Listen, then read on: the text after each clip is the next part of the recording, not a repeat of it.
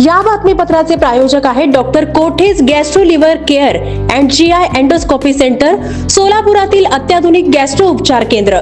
तुमचं पोट, लिव्हर आणि आतड्याच्या सर्व समस्यांसाठी विश्वासार्ह ठिकाण. पूर्व विभाग श्री राम मंदिर समितीच्या वतीने श्री राम मंदिरामध्ये श्री राम जन्मोत्सव व कल्याणोत्सव आयोजित करण्यात आला होता. 9 दिवस प्रभूंची विविध रूपे अवतार साकारण्यात आली होती. शेवट दिवशी श्री रामनवमी निमित्त प्रभू श्री रामचंद्र यांचे अवतार साकारून पहाटेपासून विविध धार्मिक विधी कार्यक्रम संपन्न करण्यात आले. त्यानंतर होम, श्री राम रक्षा स्तोत्र पठण, श्री राम पारायण संपन्न झाले. त्यानंतर दुपारी ठीक 12 वाजता श्रींच्या पाळणा उत्सवाची सुरुवात करून गुलाल उधळून प्रभू श्री रामचंद्र की जय, सियावर रामचंद्र की जय, जय श्री राम या घोषणा देण्यात आल्या. सुहासिनी महिलांनी पाळणा गीत गाऊन श्रींना गुलाल वाहिला. सायंकाळी कल्याणोत्सव नंतर रथ मिरवणूक काढण्यात आली. यावेळी भक्तांना प्रसाद वाटप करण्यात आले.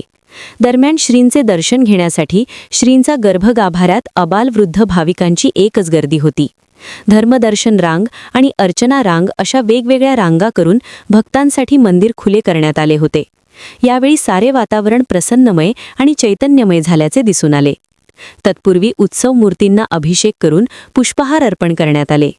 दरम्यान मंदिर समितीचे दयानंद कोंडाबत्तीन्न आणि गोवर्धन चाटला यांनी याबाबत अधिक माहिती दिली. याप्रसंगी कोंडय्या मेरगू, मुरलीधर श्रीराम, श्रीनिवास सामलेटी, दत्ता श्रीराम, महेश कोडम, शिवकुमार कोंडाबत्तीन्ना, राजी वाडम, श्रीनिवास बिनगुंडी, हरिप्रसाद रामचंद्र जन्नू यांच्यासह भक्तगण मोठ्या संख्येने उपस्थित होते. दयानंद कोंडाबत्ती पूर्वभाग श्रीराम मंदिर आज सगळ्यांना सगळ्या भक्तांना विनंती करतो की आज जो रामनवमी आणि जन्मोत्सव आहे त्यांनी सर्वांनी येथे सहभाग व्हावे.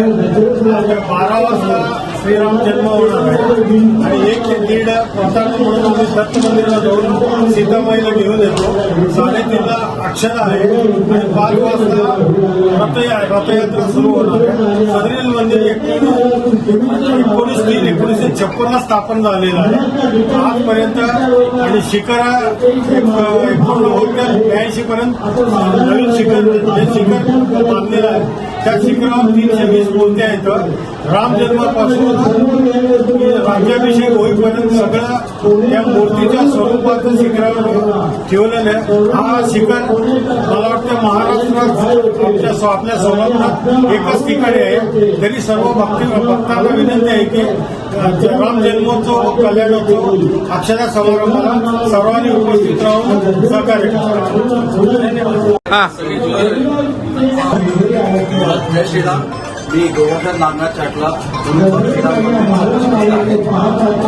आज आपण राम जन्मोत्सवानिमित्त पूर्वभागात श्रीराम मंदिरामध्ये तेलुगू पद्धतीने हा कार्यक्रम असतो.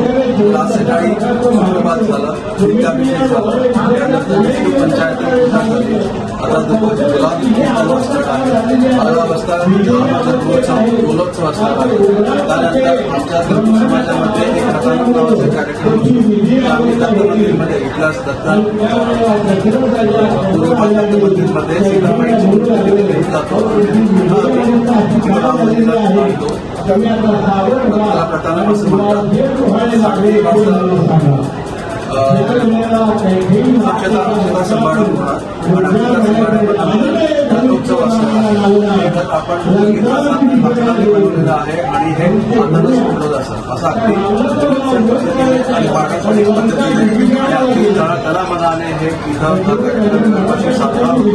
तर आपल्या सर्व प्रवासी सगळ्यांना आमच्या वतीने सगळ्यांना राम जन्माच्या हार्दिक शुभेच्छा आणि आपल्याला मंदिराचं वैभव बघावं आणि त्यासोबत